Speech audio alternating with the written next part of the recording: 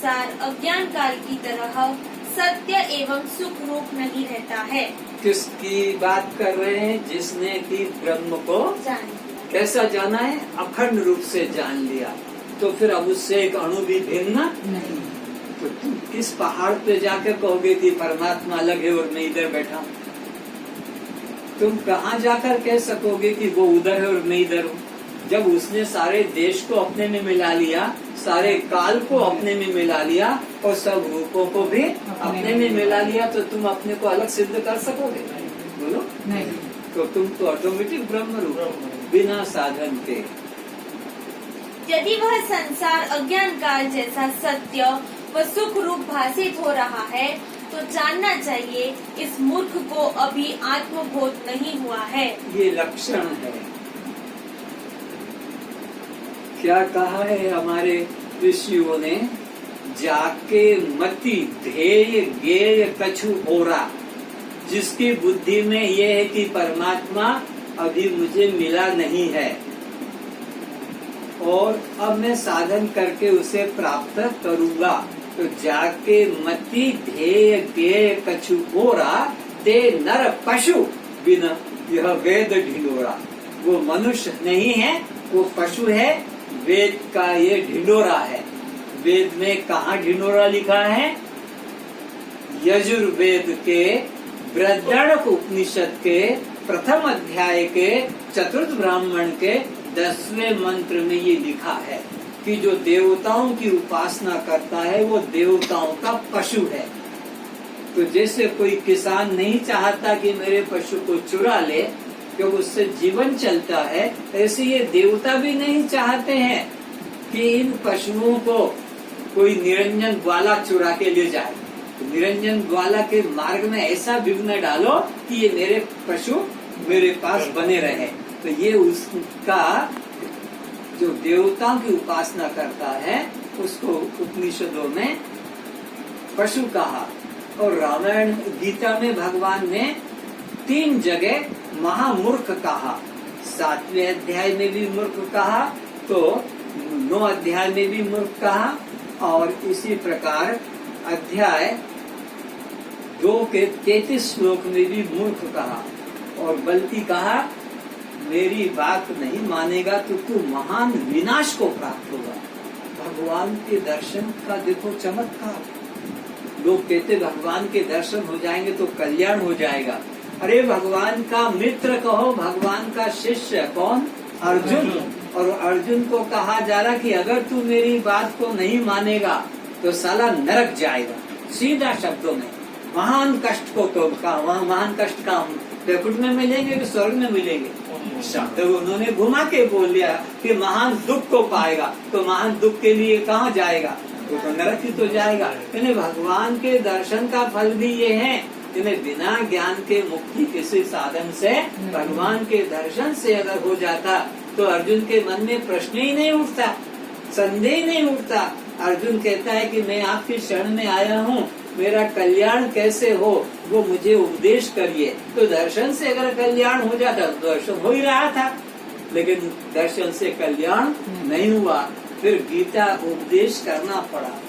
तो साकार दर्शन से कल्याण नहीं और भगवान से कोई प्रकार का संबंध हो जाने से भी कल्याण नहीं। कल्याण तो केवल आत्मज्ञान प्राप्त करने से ही होगा। तो भगवान के दर्शन करने वाले अर्जुन को ये भगवान कह रहे हैं। अध्याय 18 के अंदर शायद 57वां श्लोक होगा, महान विनाश को प्राप्त होगा। ऐसा डर आया उसको, ऐसा भयानक बोला कि अगर तू मेरे को नहीं मानेगा, मेरी बात नहीं मानेगा, मेरे अनुसार नहीं चलेगा, तू महान विनाश को प्राप्त होगा।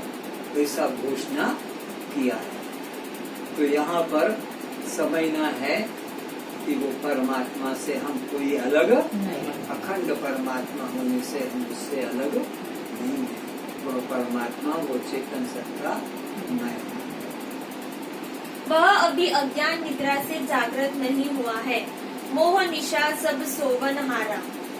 इस संसार वृक्ष का जैसा रूप अज्ञान काल में सत्य सा प्रतीत होता है, वैसा सद्गुरु से अखंड आत्मज्ञान होने पर यह संसार खोजने पर भी वैसा नहीं मिलता।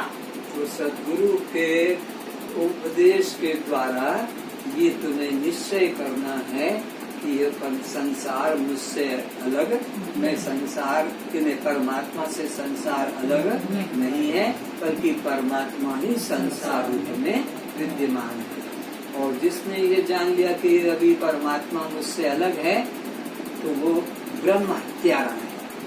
तो भले पूजा उपासना कर रहा हो, लेकिन ब्रह्म को जिसने अपने से थोड़ा भी अलग जाना, वो ब्रह्म हत्यारे की गति को प्राप्त होता है। इसलिए ब्रह्म से ये जो देवी देवताओं की उपासना करने वाले हैं, उनको भी उपनिषदों में कहा ये महामूर्ख हैं। आप लोगों के घर में जब कोई पिता मर जाता है, तो आप चिट्ठी में क्या लिख देते हैं? पिताजी का स्वर्गवास। यानी तुम क्या लिख रहे हो कि हमारे पिताजी महामूर्ख थे। सीधे शब्दों में उसका क्या अर्थ निकला कि हमारे पिताजी महामूर्ख थे, क्योंकि वो मरकर कहाँ गए? स्वर्ग में गए। तो स्वर्ग में कौन लोग जाते हैं? मूर्ख लोग जाते हैं, अज्ञानी लोग जाते हैं, मंद बुद्धि के जाते हैं। क्यों जाते हैं? कि फिर उनको कीड़े मकोड़े बनना पड़ता है। क्योंकि हमारे पिताजी इतने मूर्ख थे कि वो स्वर्ग में गए और फिर मरकर वहाँ से फिर कोई मनुष्य में थोड़ी आते हैं, फिर कीड़े मकोड़े खटमल मच्छर बनना पड़ता है। अरे बेकुंठ जाकर भी कीड़े मकोड़े बनकर आना पड़ता है। ब्रह्मा मरकर भी कीड़े बनकर, चीटा बनकर आता है, कि विष्णु बनकर भी नीचे आते हैं। तो इसलिए बिना ब्रह्म ज्ञान के और कहीं पर भी शांति या मुक्ति नहीं है। तो जिन्होंने ब्रह्म को अपने से अलग जाना, उनका कल्याण नहीं होगा। मैं आत्मा को नहीं जानता, मैं परमात्मा को नहीं जानता, उसकी कभी मुक्ति नहीं होगी।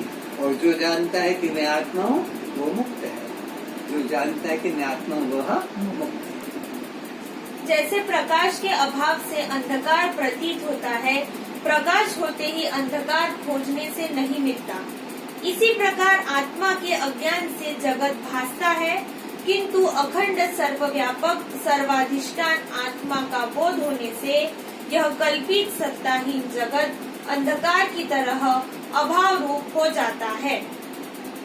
रज्जु जो अज्ञान से अही हो ज्ञान से हट जाए है, निज अज्ञान से जग बना निज ज्ञान से मिट जाए है। दृष्टांत दिया है कि जैसे रस्सी के अज्ञान से जगत भासता है, फिर रस्सी का ज्ञान हो जाता है। रस्सी के ज्ञान से जैसे सांप लगता है अज्ञान से, रस्सी के अज्ञान से सर्प सत्य लगता है, और जब रस्सी का ज्ञान हो जाता तो सर्प मन से निकल जाता है। ऐसे आत्मा के अज्ञान से, अपने स्वरूप के अज्ञान से यह न होने वाला अनहुआ जगत भी हमें हुआ सत्य सा लगता है। जब गुरु के द्वारा आत्मा का बोध हो जाता है, तब यह जगत मन से कैसे चला जाता है? जैसे कि नींद टूट जाने से सपने का जगत समाप्त हो जाता है, या रस्सी के ज्ञान से सर्प का भ्रम छूट जाता है। ऐसे ही आत्मा के अज्ञान से ये जगत की सत्यता छूट जाती है। आखिर